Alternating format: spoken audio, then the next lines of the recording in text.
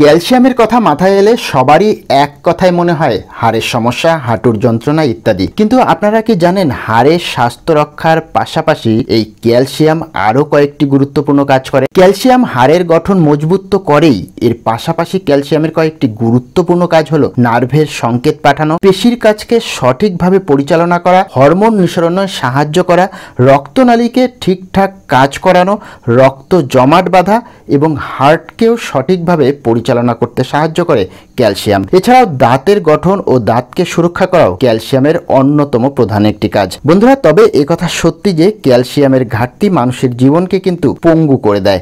হাত পায়ের যন্ত্রণা, হাঁটুর ব্যথা, উঠতে বসতে কষ্ট এবং যখন তখন পেশিতে টান ধরা ইত্যাদি এখন প্রায় ঘরে ঘরে সমস্যার আকার ধারণ করে নিয়েছে। তাই ক্যালসিয়ামের অভাব দূর করতে আজ থেকেই বেশ কয়েকটি খাবার দাবার শুরু করুন, কারণ জীবনভর ক্যালসিয়াম সাপ্লিমেন্ট খাওয়া যেমন পার্শ্ব প্রতিক্রিয়া রয়েছে, তেমনি আবার ব্যয় সাপেক্ষ।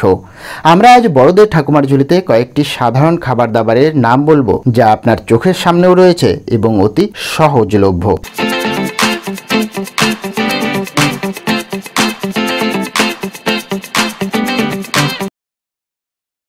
ক্যালসিয়ামে সমৃদ্ধ খাবারের কথা মনে এলেই সবার প্রথমে মাথায় আসে দুধ বা দুগ্ধজাত খাবার।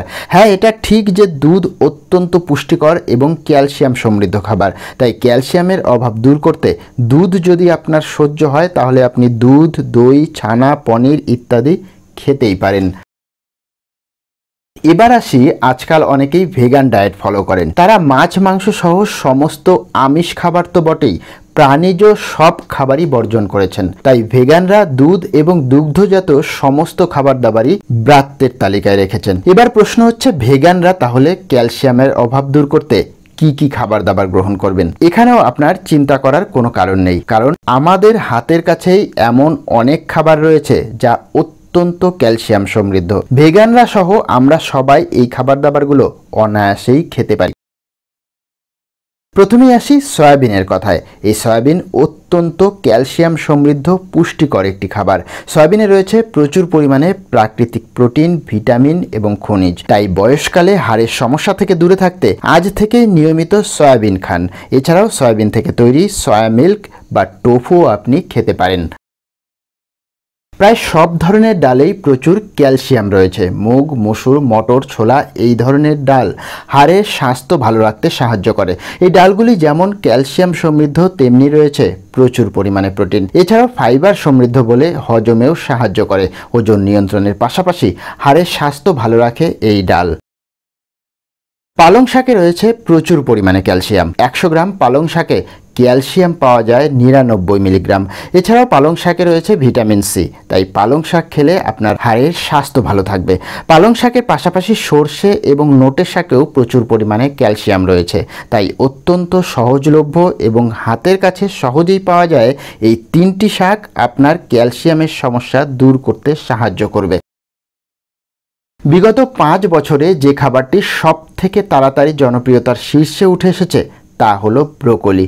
ব্রোকলির মধ্যেও প্রচুর পরিমাণে ভিটামিন সি রয়েছে এবং এটা অত্যন্ত ক্যালসিয়াম সমৃদ্ধ। এই সবজিটি সারা বছর পাওয়া যায় না, তাই মরশুমে নিয়মিত ব্রোকলি খাওয়ার চেষ্টা করুন।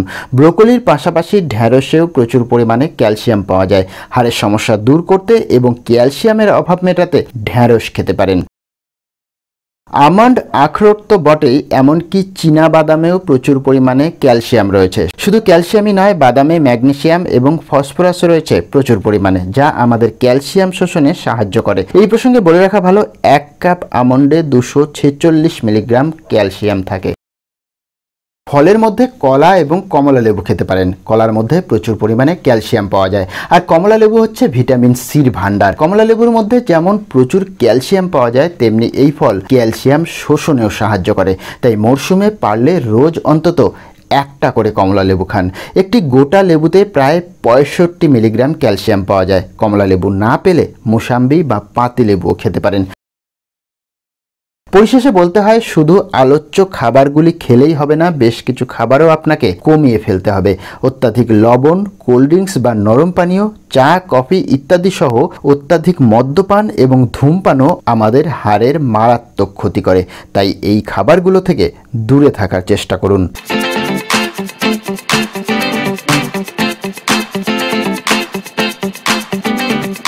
আমাদের এই ভিডিওটি শুধুমাত্র শিক্ষামূলক উদ্দেশ্যে নির্মিত। এটি কখনোই চিকিৎসার বিকল্প হতে পারে না।